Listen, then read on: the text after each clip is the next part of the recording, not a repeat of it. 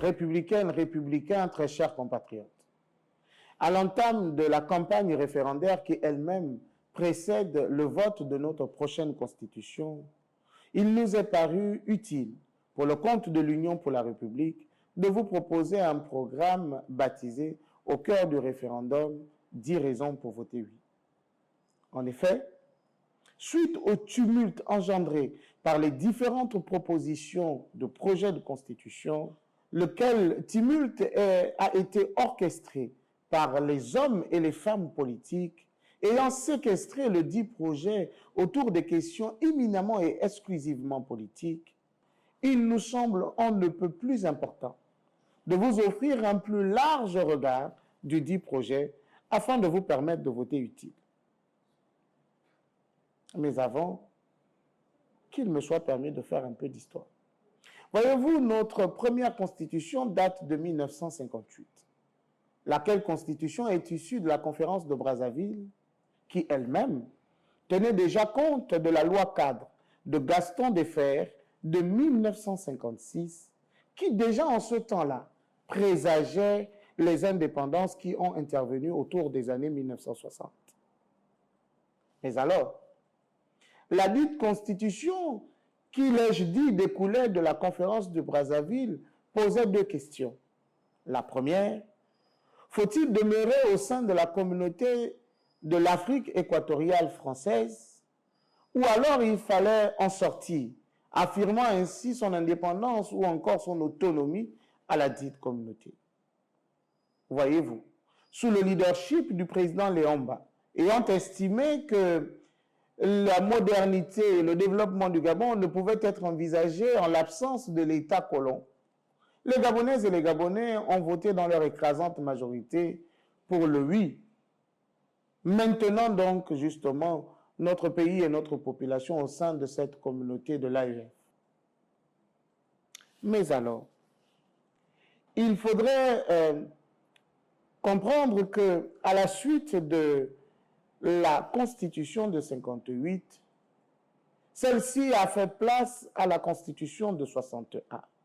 Une Constitution de 61, elle-même, si je regarde mes notes, intervenait à la suite du référendum ayant vu le BDG, Bloc démocratique gabonais, qui avait fait alliance avec le bloc de l'UDSG, le parti du président ou du feu président Jean-Hilaire Obama, et beaucoup d'autres partis qui, ensemble, ont formé comme une espèce d'alliance nationale pour faire campagne en vue de plébisciter le oui, qui a donc donné naissance à la Constitution de 61.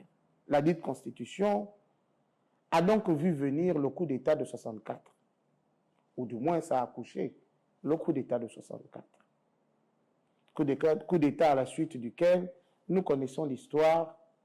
La France ayant volé au secours des dirigeants gabonais de ce temps-là, le président Léomba a été repositionné dans ses fonctions et un peu plus tard, s'étant engagé justement à la campagne ou à la conquête du suffrage universel, à nouveau, antiquaire modérateur avec le président Bongo, a été réélu pour mourir quelques années plus tard, faisant ainsi place au président Bongo. Cette constitution a connu son chemin jusqu'autour des années 90. Voyez-vous, suite à la conférence nationale de 90, il va apparaître la constitution de 91. Laquelle constitution elle-même résultait d'un certain nombre de bouleversements démocratiques autour des pays d'Afrique francophone, à l'instar du Bénin, du Congo-Brazzaville, etc. Mais soit dit en passant, il est impérieux que nous sachions que la Constitution de 91 est celle qui, au regard de plusieurs Gabonaises et Gabonais, répondait aux aspirations du plus grand nombre. La dite constitution a donc fait son chemin justement dans notre pays jusqu'autour des années 2000. Mais alors, en 2008, après la mort du président Bongo, le président Ali Bongo Ondimba arrive en 2009. Et là, un certain nombre de faits majeurs vont donc marquer la vie publique de notre pays. D'abord, le premier des constats a été de remarquer que le style de gouvernance et d'exercice du pouvoir a donc considérablement tranché avec celui exercé par le président Léon Mba et un peu plus tard le président Omar Bongo Ondimba.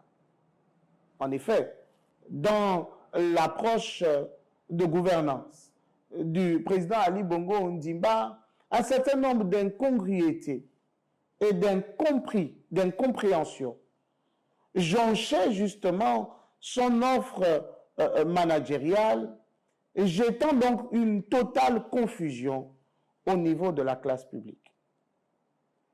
Certaines donnes méritent d'être relevées. Par exemple, les directeurs de cabinet étaient quasiment érigés au rang de président ou de vice-président de la République. Leurs décisions étaient rendues exécutoires au sein de l'exécutif sans aucune forme d'opposition. Cette incongruité s'est ressentie ou a connu son corollaire lors de la modification de notre loi fondamentale en 2023.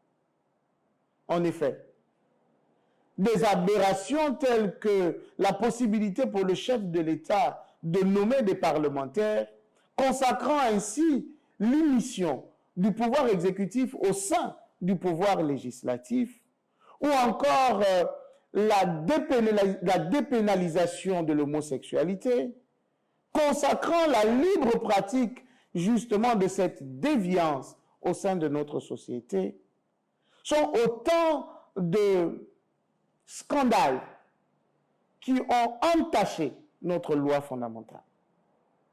Fort heureusement, arrive le 30 août 2023.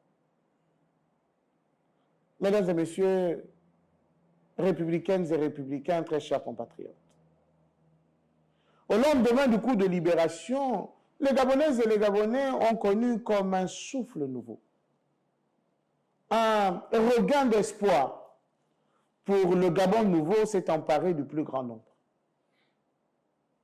Alors, le projet de constitution qui nous est proposé le 16 novembre à venir est l'opportunité qui est donnée à chacun d'entre nous de pouvoir marquer de façon indélébile justement le départ du nouveau Gabon. Nous ne pouvons pas être absents. Nous ne devons pas être absents. Chaque Gabonaise et chaque Gabonais a rendez-vous devant Dieu, devant nos ancêtres et devant l'histoire, afin de pouvoir compter au nombre de ceux et celles qui ont participé, contribué à la naissance du nouveau Gabon. Chacun d'entre nous se doit, comme un seul homme, d'aller voter, mais surtout de voter utile. Pour l'Union pour la République, aucune autre forme de vote en dehors du oui n'est envisageable. Car au sein de cette Constitution, et nous vous le démontrerons au fil des capsules à venir, nombre de corrections des différentes déviances qui ont jonché nos textes constitutionnels précédents ont été corrigées. Au sein de ce projet de constitution, nombre d'expériences, à l'instar par exemple du non-renouvellement de la candidature après 2 mandats, à l'instar par exemple de la non-candidature des descendants et des conjoints des chefs d'État sortants, à l'instar par exemple de l'irrigation, du fait d'iriger au rang de loi constitutionnelle la décentralisation pour marquer ainsi justement le développement territorial et bien d'autres aspects ont été pris en compte.